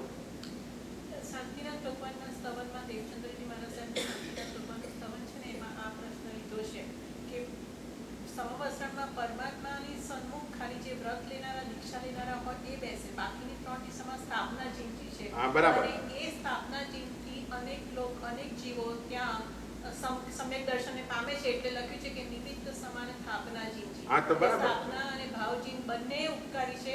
અને એ તો હું તો કહું ચારે ચાર ઉપકારી છે. હા, પણ એમનો પ્રશ્ન એ હતો કે ભાવજીનું કે ના, એ છે. ભાવજીનું મહત્વ ચોક્કસ છે, ભલે છે. જેમ ભગવાનમાં આવી સમય ઓછો હતો, પણ ઓછા સમયમાં પણ 9 આત્માઓને તીર્થંકર નામકર્મ એની સેવાથી બંધાવી, એટલે એ મોટો ઉપકાર થયો જ ને. અને ભાવ નિક્ષેપ એ દ્રષ્ટિએ ભલે મોટો ઉપકાર છે, પણ કહેવાનો આશય છે કે નામ નિક્ષેપે પણ ઓછો ઉપકાર નથી. રામ નામે પથ્થર તરે, બોલો રામ પોતે ડૂબે અને એના નામે તરે, એટલે એનો અર્થ શું થયો? કે નામનું પણ મહત્વ ઓછું નથી, પણ એ નામ શ્રદ્ધાપૂર્વક ગ્રહણ કરાય, ભાવપૂર્વક ગ્રહણ કરાય તો નામથી આત્માનું કલ્યાણ થાય. એવી રીતે સ્થાપનાથી દરેકમાં. એટલે કહેવાનો આશય એ છે કે પરમાત્મા માત્ર ભાવ નિક્ષેપે જ ઉપકાર કરે છે એવું નથી. અપેક્ષાએ નામ નિક્ષેપે વધારે ટાઈમ સુધી ઉપકાર કરીને વધારે જીવો, આ થોડા સમયમાં આ જીવો દેખાય એટલે આપણને સંખ્યા વધારે દેખાય, પણ 3/24 નો વિચાર કરો તો 3/24 નામસ્મરણ દ્વારા કેટલા બધા આત્માઓ એ સમ્યક દર્શન આદિ ગુણની પ્રાપ્તિ કરે. એટલે સમય ઓછો છે, એટલે એ કારણથી આપણને વધારે જીવો દેખાય છે. મહાવીર ક્ષેત્રમાં બીજી બધી વિજયો છે, આ 4 વિજય જે સિવાય, બરાબર. એ સિવાયની વિજયમાંથી જીવો મોક્ષે જાય છે. હા, જાય. એનું કારણ છે એ સિવાયમાંથી જાય છે. અને એ સિવાયની વિજયોની અંદર ભાવ જીન નથી, પણ જન્મ પામેલા તીર્થંકરો તો ત્યાં પણ છે. જન્મ પામેલા તીર્થંકરો, કારણ કે ત્યાં આયુષ્ય 84 લાખ પૂર્વનું છે દરેક તીર્થંકરનું. અને 84 આલંબન તો નામ સ્થાપના દ્રવ્ય એ આલંબન એ છે, આલંબન એ છે. એટલે એ જ છે. એટલે ટૂંકમાં કહેવાનો આશય એ છે કે ભાવ નિક્ષેપે પરમાત્મા જે ઉપકાર કરે છે કદાચ એટલો કે એનાથી વધારે કોઈક વખતે નામ ઉપર થાય, કોઈક વખતે. એટલે બધી વાતો અપેક્ષાએ હોય છે, પણ એ રીતે શક્ય છે. કોણે કેવી રીતે શરણ ગ્રહણ કર્યું એના ઉપર એ બધો આધાર રહે છે. એટલે સાક્ષાત પરમાત્મા મળે એટલા માત્રથી આપણું કલ્યાણ થઈ જ જવાનું છે એવું નથી. એ આપણું કલ્યાણ ક્યારે થશે? કે જો આપણે આપણી પાત્રતા કેળવી હશે અને પછી ભગવાન મળ્યા તો ચોક્કસ આત્મકલ્યાણ થશે. આપણે ઘણીએ વખત ભગવાનની દેશના સાંભળી છે અને ચારિત્ર પણ ગ્રહણ કર્યું છે, તો પણ હજુ આપણે અહીં બેઠા છીએ. એટલે એનો અર્થ શું થયો? કે જ્યારે ભગવાન મળ્યા તેવા સમયે આપણી પાત્રતાનો વિકાસ થયો નહોતો, માટે આપણને લાભ ન થયો. જેની પાત્રતાનો વિકાસ થયો હતો એ તે વખતે મોક્ષે પહોંચી ગયા, આપણે રખડતા રહ્યા. એ રીતે એટલે કહેવાનો આશય એ છે કે આપણે વાત કરતા હતા અરિહંચયાણમ સૂત્રની, એમાં બોહિલા ભવત્તિયાએ આ જે પદ છે એ સમ્યક દર્શનની પ્રાપ્તિનું કારણ છે. માટે એ પદ બોલતી વખતે પરમાત્માના કેવળ જ્ઞાન કલ્યાણક એનો વિચાર કરવાનો. અને નિરુવસર્ગવત્તિયાએ, નિરુવસર્ગ એટલે નિર ઉપસર્ગ. તો ઉપસર્ગ વગરનું સ્થાન કયું? મોટામાં મોટો ઉપસર્ગ કયો? પેલા તો કે જન્મ એ મોટામાં મોટો ઉપસર્ગ છે. બસ જન્મ નામનો ઉપસર્ગ જે ન હોય એને નિરુપસર્ગ કહેવાય. જ્યાં જન્મ નામનો ઉપસર્ગ હોય ત્યાં અનેક ઉપસર્ગોની હારમાળા સર્જાય, પણ જ્યાં જન્મ જ નથી ત્યાં ઉપસર્ગ જ હોય નહીં. તો જન્મ ક્યાં નથી? મોક્ષ. કે જ્યાં એક વખતે નિર્વાણ થયું અહીંથી હવે એનો જન્મ કદાપી થવાનો નથી. એવા સ્થાનની અંદર તેઓ પહોંચી ગયા છે. તો આ રીતે કોઈ પણ પ્રકારના ઉપસર્ગના વિનાના છે. માટે એવું સ્થાન એટલે કે પરમાત્માનું નિર્વાણ કલ્યાણક નિર્વસર્ગવત્તિયાએ એ પદની ભાવનામાં પરમાત્માના નિર્વાણ કલ્યાણકનું સ્મરણ કરવાનું. એટલે આ 6 પદો બોલતી વખતે આ કલ્યાણકોને અને રાજ્યાભિષેકને તમે નજર સામે લાવી દો તો તમારો એ ઉપયોગ જોડાયો કહેવાય. અને ઉપયોગ એ જ તદુભય કહેવાય. અને એનાથી વધારેમાં વધારે કર્મની નિર્જરા થાય. બીજો લાભ શું થાય તો કે પ્રકૃષ્ટ કોટીનું પુણ્ય બંધાય. કેમ પ્રકૃષ્ટ કોટીનું? કારણ કે તમે સૂત્ર બોલવાની સાથે પરમાત્માના કલ્યાણકોની આરાધના કરી લીધી અને એ કલ્યાણકો દ્વારા તમારું પુણ્ય જે બંધાય તે એકદમ હાઈ ક્વોલિટીનું પુણ્ય. એ એવા પ્રકારનું પુણ્ય તેવા સમયે ઉપાર્જન થાય. સૂત્ર બોલી રહ્યા છો તે સ્વાધ્યાય છે, એ અભ્યંતર તપ છે. માટે ત્યાં તમે કર્મની નિર્જરા પણ કરી અને એટલા સમય માટે તમે આખા વિશ્વને બીજી બધી બાબતમાં ભૂલી ગયા. તમારો ઉપયોગ અહીં કેળવ્યો એટલે સંવર થઈ ગયો. બીજા જે કર્મને આવવાના જે સ્થાનો હતા એ બધાથી તમે વિમુખ થઈ ગયા. માત્ર તમે પરમાત્માની સાથે એ ભાવની અંદર જોડાયેલા રહ્યા એટલે સંવર પણ થયો. આ ત્રણેય વસ્તુ સાથે સાથે ચાલી. પુણ્યાનુબંધી પુણ્ય, ભાવ સંવર અને સકામ નિર્જરા. આ ત્રણેય વસ્તુઓ જો તમે સૂત્રને આ રીતે બોલો, આ ભાવના સાથે બોલો તો કેટલો મોટો લાભ. જો એ ક્રિયા બોલતા પણ અહિમુક્તાને કેવળ જ્ઞાન થતું હોય તો પછી આ સૂત્રોનો જો આવો પ્રભાવ હોય તો પછી આ બધા દ્વારા કેમ ન થાય? બધું થાય. પણ આપણો ભાવ એની સાથે જોડાવવો જોઈએ. જો ભાવ જોડાય તો કેવળ જ્ઞાન સુધી પહોંચી શકાય. વર્તમાનની અંદર ભલે ન પહોંચાય કારણ કે સંજ્ઞાન બળ નથી. આપણું સંજ્ઞાનની અંદર એવો ઉત્કૃષ્ટ કોટીનો ભાવ પણ આવવાની શક્યતા નથી, માટે ન પહોંચાય. પણ તેમ છતાંય ક્યારેક તો આવા ભાવથી બોલીએ. ભલે જેટલી વખત શ્રાવકે દિવસમાં 7 ચૈત્યવંદન કરવાના છે, આપણે નથી કરતા, પણ 7 ચૈત્યવંદન. તમે ઉઠો ત્યારે જગચિંતામણીનું, સુવો ત્યારે સંતારાપો ઋષિનું, એ 2 થઈ ગયા, 2 પ્રતિક્રમણના થયા. અને મિનિમમ 3 વખત શ્રાવકે જીન મંદિર જવાનું છે. સવાર, બપોર અને સાંજ, અને 3 વખત ચૈત્યવંદન કરવાનું છે. એટલે સવારે વાસક્ષેપ પૂજા, બપોરે અષ્ટપ્રકારી પૂજા અને સાંજે આરતી મંગળ દીવો. તો એ રીતે એ 3 વખતે ચૈત્યવંદન. અને 4 પહેલા એમ શ્રાવકે પણ દિવસમાં 7 વખત ચૈત્યવંદન કરવાનું હોય. હવે 7 વખત ચૈત્યવંદન એટલે ભલે આપણે ભગવાનની સન્મુખ ચૈત્યવંદન કરી રહ્યા છીએ, પણ તે સમયે સ્મરણ એ કરવાનું છે કે આ મારું જ ચૈત્યવંદન છે, ભગવાનનું નહીં પણ મારું જ. કારણ કે મારો આત્મા એ પણ પરમાત્મા જેવો જ છે. એટલે હું આ શુદ્ધ ચેતનાનું ચૈત્યવંદન કરી રહ્યો છું. પરમાત્માના જે ગુણો છે એ જ ગુણો મારા આત્મામાં છે. તો પછી આ ગુણોને હું કેવી રીતે પ્રગટ કરું? એવા ભાવો સાથે જો ચૈત્યવંદન થાય તો ઘણો મોટો લાભ થાય. પછી આવા ચૈત્યવંદનમાં ક્યાંય સમયની મર્યાદા ન રહે.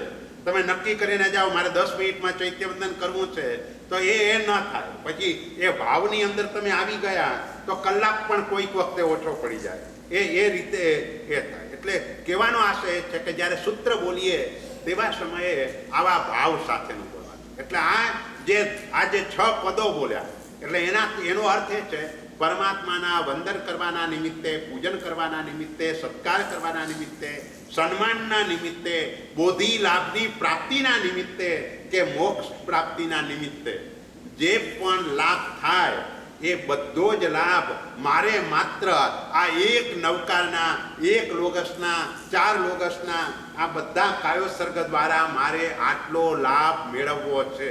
બોલો, આ લાભ મેળવવા માટે આપણે કાયોસર્ગ કરી રહ્યા છીએ.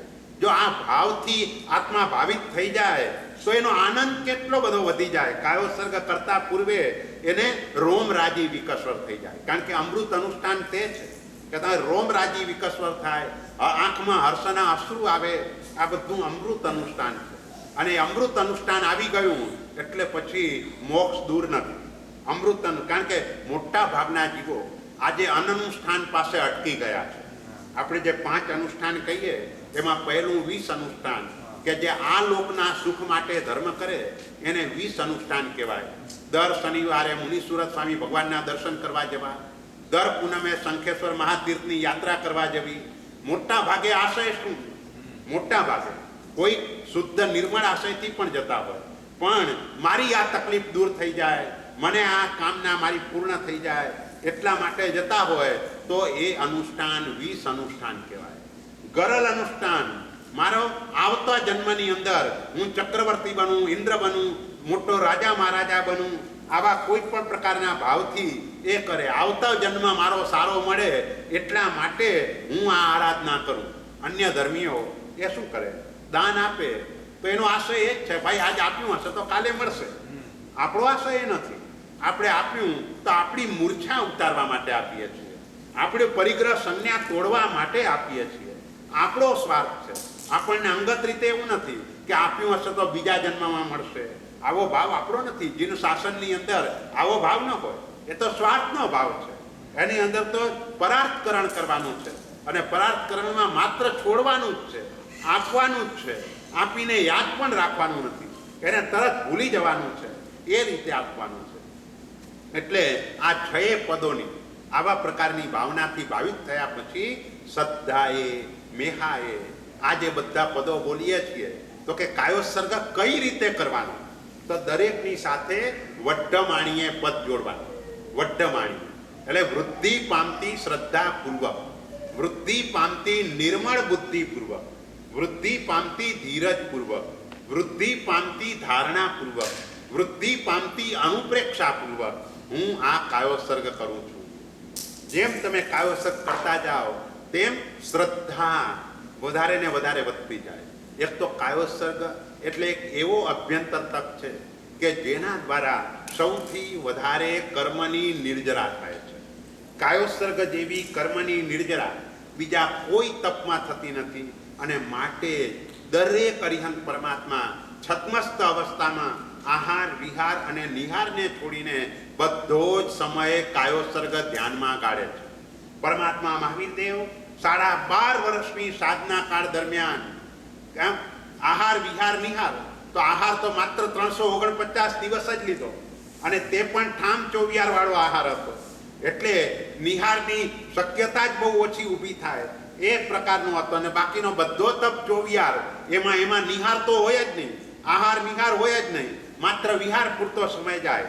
આટલા સમયને છોડીને બધો જ સમયે પરમાત્માએ કાયોત્સર્ગ ધ્યાનમાં કાઢ્યો. અને ક્યારેય ભગવાન જમીન ઉપર પણ બેઠા નથી. અને 11.5 વર્ષ કે એનાથી એ વધારે કાળ માત્ર કાયોત્સર્ગમાં. તો એ કાયોત્સર્ગ દ્વારા વધારે કર્મ નિર્જરા થતી હોય તો જ તે રીતે કરે. ભગવાન ઋષભદેવ 1000 વર્ષ સુધી કાયોત્સર્ગ ધ્યાનની અંદર મોટો ભાગ એમને કાઢ્યો. એટલે કાયોત્સર્ગ એટલે અભ્યંતર તપની ચરમ સીમા. સૌથી વધારે કર્મની નિર્જરા કાયોત્સર્ગ દ્વારા થાય છે. કારણ કે આપણને સૌથી વધારે રાગ કાયા ઉપર છે, એને તોડવાનું છે. કારણ કે શરીરનો વિયોગ ક્યારે થયો જ નથી. જ્યાં પણ ગયા ત્યાં શરીર મળ્યું જ છે. એટલે શરીર ઉપરનો રાગ અનાદિકાળનો છે. એને તોડવા માટે આ કાયોત્સર્ગ કરવાનો છે. અને એ કાયોત્સર્ગ ખરેખર જ્યારે આપણે કરતા હોઈએ તે વખતે માખી કે કંઈ પણ બેસે તો એને ઉડાડવાનું કે વિચાર સુદ્ધા પણ નહીં આવવો જોઈએ, પણ આપણે તરત જ ચરવડાથી એને દૂર કરવાનો પ્રયત્ન કરીએ છીએ. આમ માખી છે ચૌરેન્દ્રિય, માખીને કાન નથી, પણ માખીને 2 શબ્દ સંભળાય છે, અપ્પાણમ ઓશિરા. બસ આ 2 બરાબર સંભળાય છે. બાકી માખી, કારણ કે આમ ચૌરેન્દ્રિય છે, કાન છે જ નહીં. એટલે બરાબર તમારો જ્યારે કાયોત્સર્ગ આવે ત્યારે જ માખી તમારા શરીર ઉપર બેસે. તમે માર્ક કરજો, આજુબાજુ માખી હશે, પણ જેવા કાયોત્સર્ગમાં આવ્યા, અપ્પાણમ ઓશિરામી બોલ્યા એટલે માખી આવીને એ સમજાય ભાઈ હવે સાધક છે, મને શાંતિથી આટલો ટાઈમ બેસવા દેશે. પણ આપણે એને તરત જ ચરવડાથી ઉડાડવાનો પુરુષાર્થ કરીએ છીએ, પ્રયત્ન કરીએ છીએ. એટલે એનો અર્થ એ થયો કે આપણો કાયોત્સર્ગ જે રીતે થવો જોઈએ તે રીતે આપણે કરતા નથી. વડ્ઢમાણીએ શ્રદ્ધાએ, જેમ જેમ કાયોત્સર્ગમાં આગળ વધતા જાઓ તેમ શ્રદ્ધા અરિહંત પરમાત્મા તરફની વૃદ્ધિ પામતી જાય અને બુદ્ધિ નિર્મળ થતી જાય. નિર્મળ બુદ્ધિનો અર્થ શું? તો કે જે બુદ્ધિમાં મોહની મલિનતા ન હોય એ બુદ્ધિને નિર્મળ બુદ્ધિ કહેવાય. જે બુદ્ધિમાં કસાયનો અંશ ન હોય, જે બુદ્ધિમાં મિથ્યાત્વનો અંશ ન હોય, જે બુદ્ધિમાં રતિ અને અરતિનો અંશ ન હોય, જે બુદ્ધિમાં ભય અને દુર્ગંછાનો અંશ ન હોય, જે બુદ્ધિની અંદર વિકૃતિના ભાવોનો અંશ ન હોય, આવી બુદ્ધિને નિર્મળ બુદ્ધિ કહેવાય. જેમ જેમ તમારો કાયો સર્ગ આગળ વધતો જાય તેમ બુદ્ધિની નિર્મળતા થતી જાય. કારણ કે ગણધર ભગવંતોના રચેલા સૂત્રો છે અને એ બહુમાન પૂર્વક તમે કાયો સર્ગમાં જ્યારે સ્વાધ્યાય કરી રહ્યા છો તે સમયે એવા કર્મની નિર્જરા થતી જાય છે અને એ કર્મની મોહની નિર્જરા થવાના કારણે બુદ્ધિમાં નિર્મળતા આવે છે. એટલે વડ્ડમાણીએ મેહાએ વૃદ્ધિ પામતી બુદ્ધિપૂર્વક હું આ કાયોસર્ગ કરું છું, નિર્મળ બુદ્ધિપૂર્વક કાયોસર્ગ કરું છું. વડ્ડમાણીએ ધીએ વૃદ્ધિ પામતી ધીરજપૂર્વક કાયોસર્ગ કરું છું. 40 લોગસનો સંવત્સરીમાં કાયોસર્ગ આવે તો ધીરજ વધતી જાય કે ઘટતી જાય? પહેલા લોગસમાં જે ઝડપ હોય એના કરતાં બીજા લોગસની ઝડપ વધારે કે ઓછી? ત્રીજા લોગસની ઝડપ વધારે કે ઓછી? શું થતું જાય? અને ટેવાઈ ગયા એટલે પછી ઝડપથી બોલાતું જાય. અહીં ના પાડે છે ભાઈ ધીએ વધારે ને વધારે ધ્રુતિ થવી જોઈએ, વધારે ને વધારે ધીરજ થવી જોઈએ. પહેલા કાયોસર્ગ કરતા બીજા કાયોસર્ગનો તમારો આનંદ વધ્યો, અનુપ્રેક્ષા આનંદ વધ્યો એટલે તમારી ધીરજ વધે. તમે અટકી જાઓ, ઓટોમેટિક અટકી જાઓ. જ્યાં તમને ભાવ આવે ત્યાં તમે અટકી જાઓ. તો જેમ જેમ આગળ વધતા જાઓ એમ ભાવની વૃદ્ધિ થતી જાય. ભાવની વૃદ્ધિ થતી જાય એટલે તમારી ઝડપ ઓછી થતી જાય. ઝડપ ઓછી થતી જાય એટલે ધીરજ તમારી વધતી જાય. એટલે કાયોસર્ગની અંદર સમય લાગે એની બહુ ચિંતા નહીં કરવાની, પણ એ રીતનો કાયોસર્ગ કરવાનો હોય. વડ્ડમાણીએ ધીએ, વડ્ડમાણીએ ધારણાએ, ધીરજ તો રાખી, હવે તમારી ધારણા વધતી જવી જોઈએ. ધારણા વધતી જાય એટલે તમારી એકાગ્રતા વધતી જાય. ઉષભમજી ચ વંદે, એ પદ બોલાયા એટલે સામે બે ભગવાન, આ ઋષભદેવ એટલે આ શત્રુંજય મહાતીર, અજીતનાથ તારંગાજી મહાતીર. આ રીતની ધારણા કરતા જાઓ. 24 તીર્થોની યાત્રા કરતા જાઓ. એક લોગસ્થ સૂત્રનો તારો કાયોસર્ગ થાય એટલે 24 તીર્થોની યાત્રા થઈ જાય. જે ભગવાનને આપણે દર્શન કર્યા છે એ ભગવાન જ્યાં પણ છે આપણી નજર સામે આવે, પણ આપણી કમનસીબી એ છે કે ભગવાનના દર્શન કર્યા હોય, કેટલીય વખત જઈ આવ્યા હોઈએ, પછી કોઈ ફોટો બતાવે તો યાદ કરવા પડે કે આ ક્યાંના ભગવાન છે. સિવાય કે શત્રુંજય ને શંખેશ્વરના હોય તો જુદી વાત છે, એ તરત ઓળખી કાઢે કે ભાઈ આ તો શંખેશ્વર દાદા, આ આદિનાથ દાદા. પણ કોઈ ભોયણી, પાનસર, શેરીસા, કાવી, ગાંધાર, ઝઘડિયા એ બધા ભગવાનના દર્શન કરાવે તો એને યાદ કરવું પડે, ભલે 10 વખત જઈ આવ્યો હોય તો પણ યાદ. એટલે આપણી કેટલી કમનસીબી છે.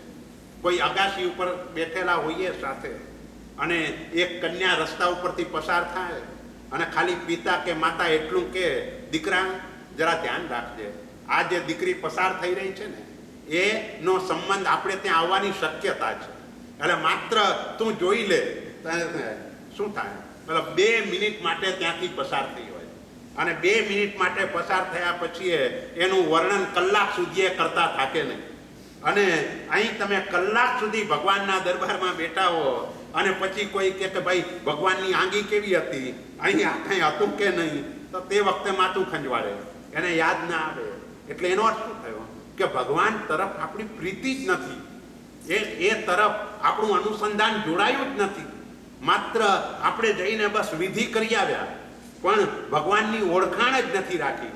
જો ઓળખાણ ન રાખે તો પછી આગળના યોગોમાં કઈ રીતે આગળ વધી શકાય?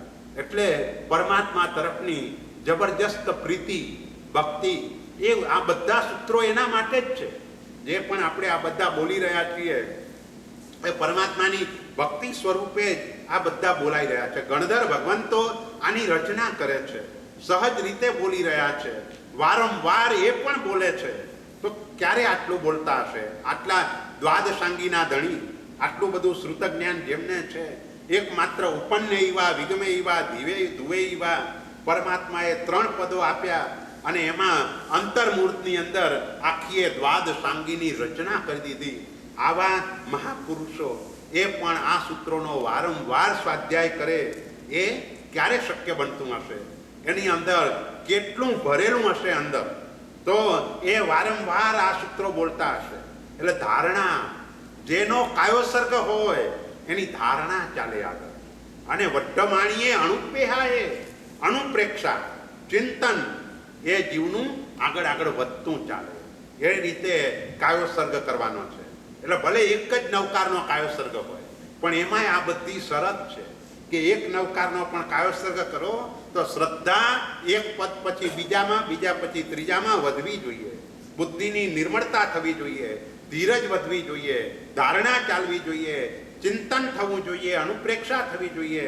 આ રીતે હું કાયોસર્ગ કરું છું. અને ત્યાર પછી આપણે અનર્થ સૂત્ર બોલીએ છીએ. ઘણા લોકો અનર્થ બોલે છે. અનર્થ બોલો એટલે એનો અર્થ અનર્થ, અનર્થ એટલે અનર્થ. કારણ કે ઘણા લોકોની અશુદ્ધિઓ એટલી બધી હોય છે એને ખબર નથી કે આ અશુદ્ધ બોલાઈ રહ્યું છે પણ અર્થનો અનર્થ થઈ જાય છે. એસો પંચણ અમુકારો સર્વ પાવકપણાસણો, સર્વ પાપનો નાશ કરનાર છે. પણ કેટલાક લોકો બોલે છે સર્વ પાવકપણાસણો. તો સવ એટલે સબ મળદું, મળદાના પાપનો નાશ કરનાર, આવો અર્થ થઈ જાય. સબ્બના બદલે સવ બોલાઈ ગયું એટલે અર્થનો અનર્થ થઈ ગયો. એમ અનર્થ એ રીતે બોલવાનું છે. એટલે અન્યત્ર એના બદલે બોલે અનર્થ, તો અનર્થ એટલે અનર્થ, આવો અર્થ થઈ જાય.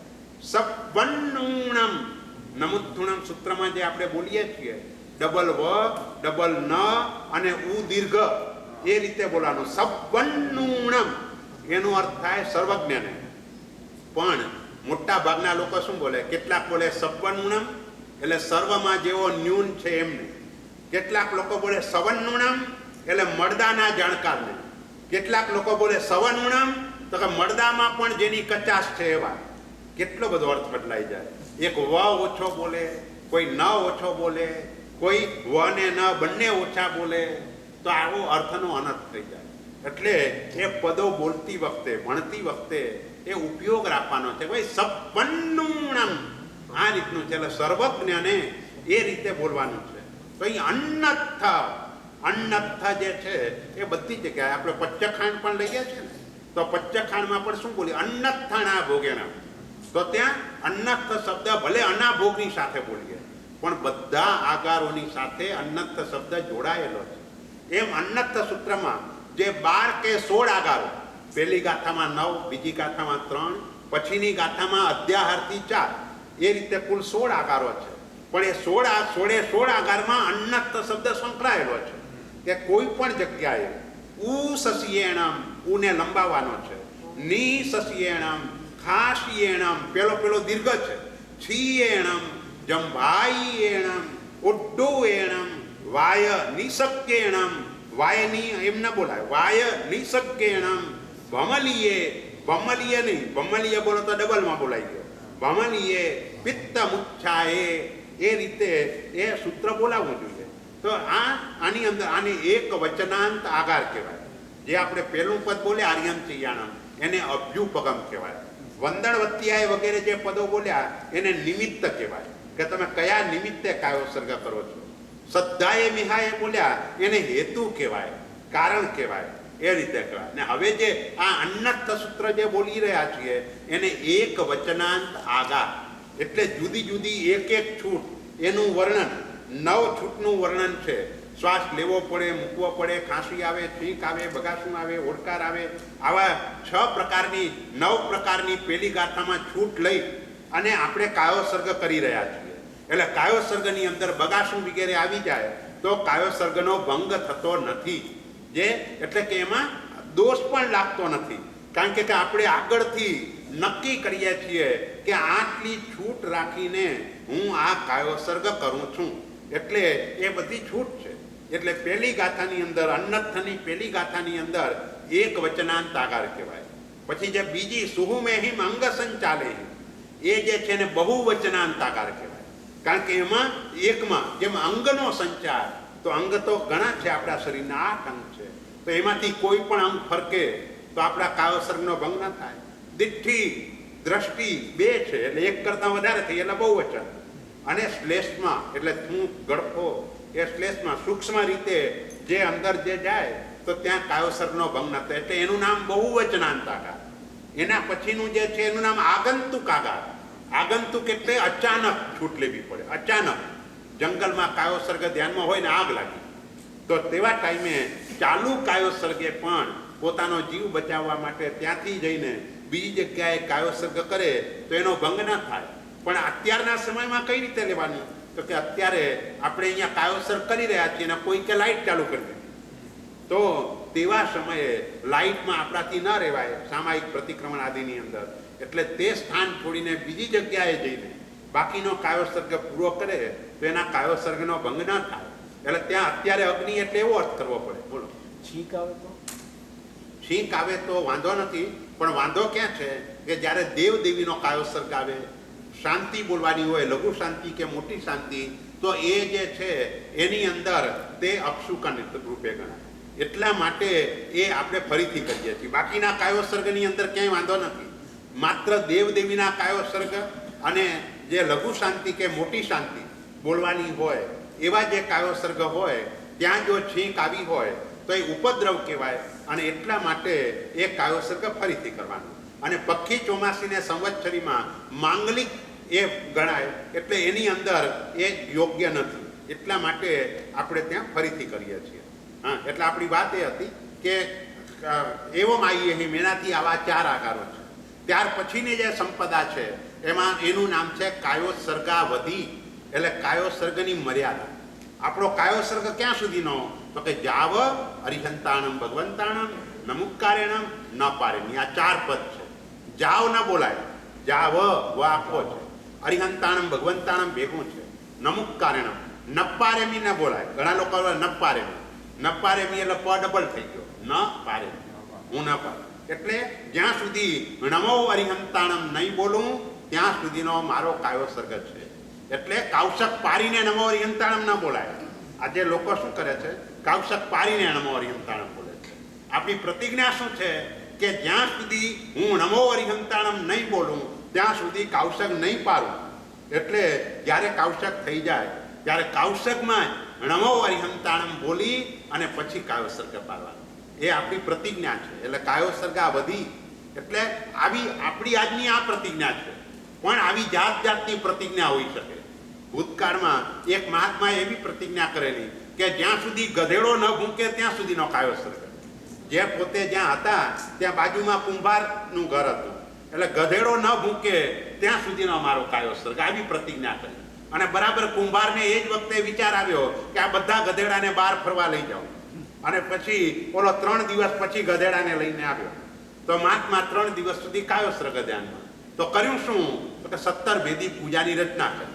જે આજે આપણે 17 ભેદી પૂજા બનાવીએ છીએ એ શકલચંદ્રજી ઉપાધ્યાયજી મહારાજે આ કાવશકની અંદર રચેલી છે. તો આ રીતે જાત જાતના જુદી જુદી રીતના કાયો સર્ગ તે હોય. પણ આજના દિવસે આપણે નમો અરિહંતાણમ ન બોલું ત્યાં સુધીનો મારો કાયો સર્ગ છે. નમો પણ ખોટું છે. નમો મુખ્ય ણ છે. ન તો એ હવે ઘૂસી ગયો છે, બધા પુસ્તકોમાં ન લખાય છે, પણ મુખ્ય ણ છે.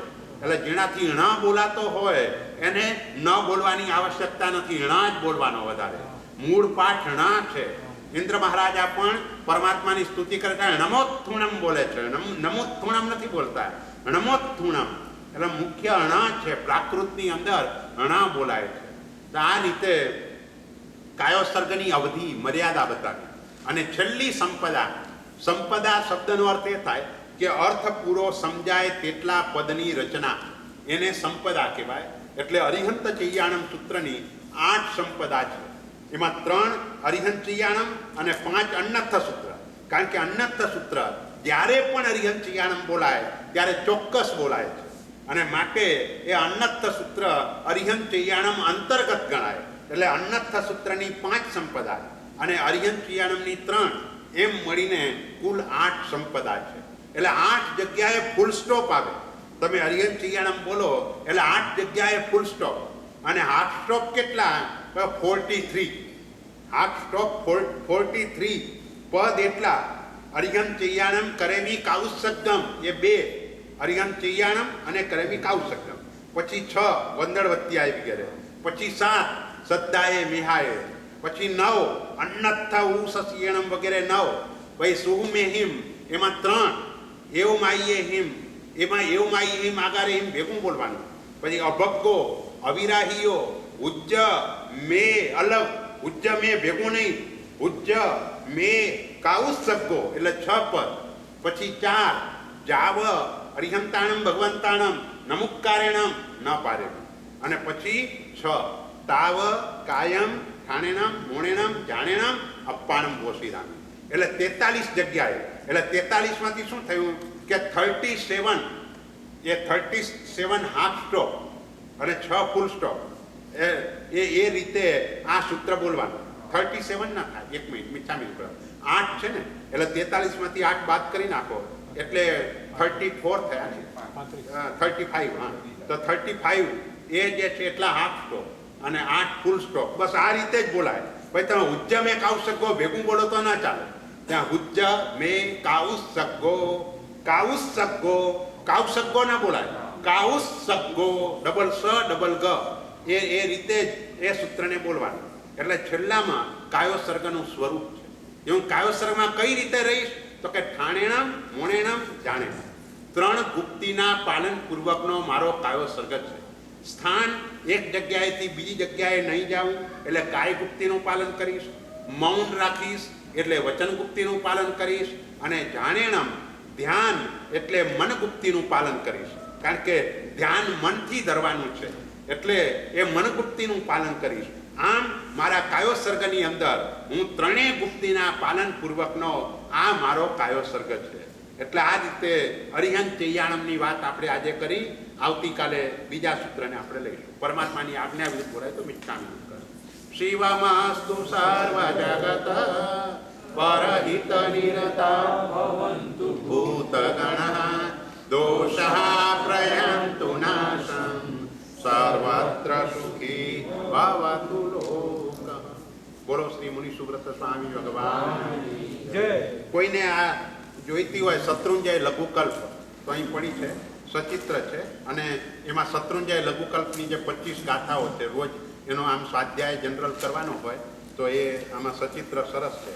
જે છે એ બાબતના ચિત્રોની કથા પણ આની અંદર છે. એટલે જેને જોઈએ એ અહીં છે લઈ લે.